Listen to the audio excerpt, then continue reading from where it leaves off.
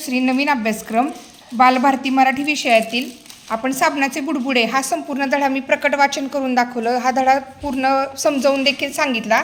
सोबतच ही कृती कशी करायची ही कृती देखील प्रत्यक्ष करून दाखवली. आता आज आपण याचा स्वाध्याय पाहणार आहोत. मला ह्याची उत्तरं द्यायच्या. मला हे समजले, उत्तरे लिही. सूर्यप्रकाशामुळे काय चमकू लागले? काय चमकू लागले रे सूर्यप्रकाशामुळे? साबणाचे पाणी सूर्यप्रकाशामुळे चमकू लागले. बुडबुडा कोणाच्या नाकावर बसला रे?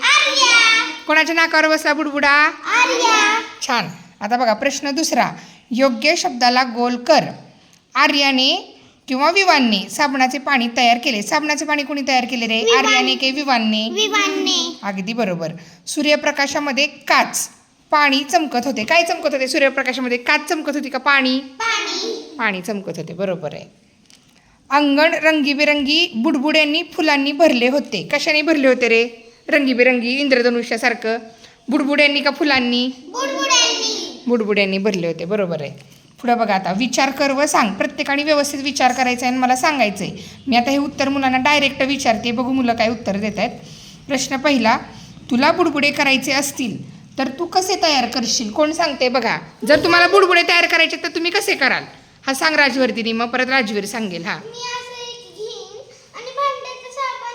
असं काय घेईन? बादली पाणी. बरं बर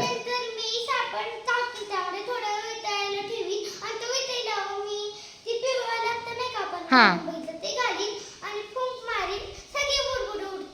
ओके. राजवीर तू काय करशील? तुला जर बुडबुडे तयार करायचे असतील तर तू काय करशील राजवीर? बर हां छान. Very good. बुडबुडे तयार करायचे असतील तर सगळ्यात चांगले बुडबुडे कशाने होतात? साबणापेक्षा पण शॅम्पूने होतात. ओके. साबणाने पण होतात, फेस होतो, फक्त ते बुडबुडे उडत नाहीत, परंतु शॅम्पूचे बुडबुडे उडतात. ओके. आता ह्याचं उत्तर सांगा. शौर्य असं तू सांगायचं आता.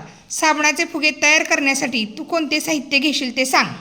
साबणाचे फुगे तयार करायला वस्तू आता आपण प्रत्यक्ष बाहेर कृती केली. कुठलं कुठलं साहित्य घेतलं सांग?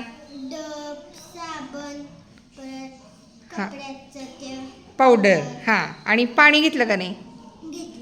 शर्यू काय काय घेतलं आपण साबणाचे फुगे तयार करण्यासाठी? तू कोणते साहित्य घेशील? आत्ता आपण घेतलं. हां हां निरमा आणि ते उडवायसाठी नळी घेतली की नाही? जर तुमच्याकडे असली वस्तू जर नसेल तर आपली पेनाची जी रिफिल असती किंवा स्ट्रॉ असतो, स्ट्रॉ तो जरी घेतला तरी चालतो. आता पुढं बघा. प्रश्न तिसरा. चित्र बघ, शब्द वाच व समजून घे. हे चित्र कशाचं आहे बघा रे? अननस. कशाचं चित्र आहे? अननस. व्यवस्थित शब्द म्हणा. अननस. हे चित्र कशाचं आहे? आवळा. हे चित्र कशाचं आहे? इमारत. आणि हे चित्र कशाचं आहे? इडलिंबू. आता शब्द बघूयात वर्णानुक्रमे शब्द.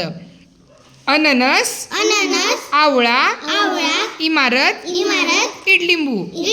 वर्णानुक्रम म्हणजे क्रम लक्षात आला का तुम्हाला? जेव्हा आपण मूळाक्षर लिहितो अ आ ई आपल्याकडे आहे बघा वर्गात. या इकडे दाखवते. हे बघा आमच्या शाळेमध्ये आहे हा वर्णानुक्रम. दिसते का बाळांनो? अ आ ई उ ऊ रू ए आई ओ औ अम. हे जरा जुनं आहे. ह्याच्यामध्ये ए नंतर ॲ, ओ नंतर ऑ हे स्वर ॲड झालेले आहेत. हे असे वर्णानुक्रम आहेत. या वर्णानुक्रमानुसार इथं शब्द दिलेले आहेत. आता पुढे बघा. कृतीतून शिकूया. साबणाचे बुडबुडे तयार कर, तुझे अनुभव सांग. जे की कृती आम्ही पाठीमागील व्हिडिओमध्ये अपलोड केलेली आहे. आणि इथं काय आहे? प्रश्न दुसरा. खाली दिलेले आकार बघून त्यासारखे ओल्या मातीचे आकार तयार कर, त्यावर तुझे नाव लिही. बाळांनो आता पाऊस पडलाय, बरोबर आहे? आपल्याकडे पाठीमागं चिखल माती भरपूर आहे. मधल्या सुट्टीनंतर जेवण झालं, भात खाल्ला, पाठीमागं जायचं, चिखल घ्यायचा. चिखलाने हे बघा चौकोन, त्रिकोण, गोल, आयत आणि षटकोन हे आकार तयार करायचे. छोटे छोटे आकार तयार करायचे. हां बरं मिळून करा. सगळ्यांनी मिळून करा.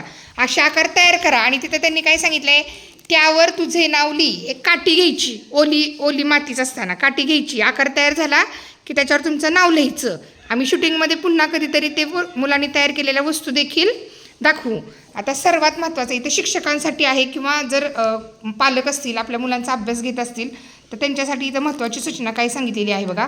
पाठाचे प्रकट वाचन करून घ्यावे. जे की मी पाठीमागील व्हिडिओमध्ये धडा समजावून सांगताना प्रकट वाचन केलं. त्यानंतर वाक्यांचे अनुलेखन व श्रुतलेखन करून घ्यावे. अनुलेखन म्हणजे इथं जो धडा दिलेला आहे तो पाहायचा आणि आहे असा काना म्हणजे जे स्वरचिन्ह दिलेले आहेत काना मात्रा उकार वेलांटी, आम्ही काना मात्रा म्हणत नाही आई म्हणतो, परंतु स्वल्पविराम अवतरण चिन्ह काना वेलांटी हे सर्व मुलांनी व्यवस्थित बघून लिहिणं अपेक्षित आहे. हे अनुलेखन करून घेतल्यानंतर अनुलेखन म्हणजे थोडक्यात काय बघायचं आणि आहे असं लिहायचं. श्रुतलेखन म्हणजे आपण ह्यातलं एखादं वाक्य शब्द सांगायचा, मुलांनी तो ऐकायचा आणि तो व्यवस्थित ऐकून न चुकता लिहायचा. सुरुवातीला मुलं नवीन आहेत, अनुलेखन केल्यानंतर शक्यतो नाहीच चुकणार. गेल्या वर्षी जर मुलांचं मराठी विषयाचा पाया पक्का झाला असेल तर मुलं शब्द लिहिताना अजिबात चुकणार नाहीत. त्यातूनही श्रुतलेखन करताना मुलं जर शब्द चुकले तर तो शब्द मुलांना फायर लिहून द्यायचा आणि तो शब्द पुन्हा 5-6 वेळा त्याचं रिव्हिजन करायला सांगायचा आणि दुसऱ्या-तिसऱ्या दिवशी तो जर शब्द श्रुतलेखनात घेतला तर मूल ते शब्द पुन्हा कधीही विसरत नाही. त्यापुढे काय सांगितले बघा, पाठातील चित्रांचे निरीक्षण करण्यास सांगावे जे की विद्यार्थ्यांनी आमच्या केले. पाठावर आधारित संभाषणात विद्यार्थी सहभागी होतो का याकडे लक्ष द्यावे. आता हा संपूर्ण पाठच समजावून सांगताना माझा प्रत्येक विद्यार्थी याच्यामध्ये सहभाग त्यांना घेतलेला होता, उत्तरं देत होता, ते आम्ही पाहिलेलंच आहे. आशयाच्या स्पष्टीकरणासह पाठाचे तंत्रज्ञानाच्या साहाय्याने अध्यापन करावे. हे जे की बाबा काल हे सर्व मी माझ्या व्हिडिओमध्ये घेतलेलंच आहे. अपरिचित शब्दांची ओळख करून द्यावी. इथं आहेत अपरिचित शब्द, फुंकर, वातावरण असे. त्यानंतर पाठातील आशयाला अनुसरून विद्यार्थी प्रश्न उपस्थित करतात का, त्याला योग्य प्रतिसाद देतात का ते पाहावे. म्हणजे मुलांना प्रश्न तर पडतच होते आणि मुलं प्रश्नांची उत्तरं देखील देत होती.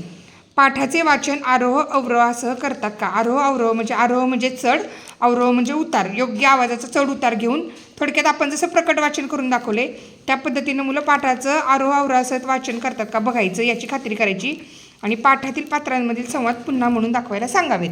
आमच्या मुलांनी कालच्या व्हिडिओमध्ये सर्व केलेलं आहे, फक्त तुम्हाला माहीत असावं म्हणून हे मी सांगितलं. बाळांनो, धडा समजला, प्रश्नोत्तर समजले. धडा म्हणण्यापेक्षा आपण ह्याला गोष्ट म्हणूयात. साबणाचे बुडबुडे ही गोष्ट तुम्हाला आवडली का, त्याची कृती केलेली आवडली का, त्याची उत्तरं लिहायला तुम्हाला आवडतील का. चालेल, ओके. भेटूयात पुढील व्हिडिओमध्ये. व्हिडिओ कसा वाटला मला कमेंट करून नक्की कळवा. पुढे बघूयात आपण नंतर अशी झाली फजिती हा घटक पाहणार आहोत.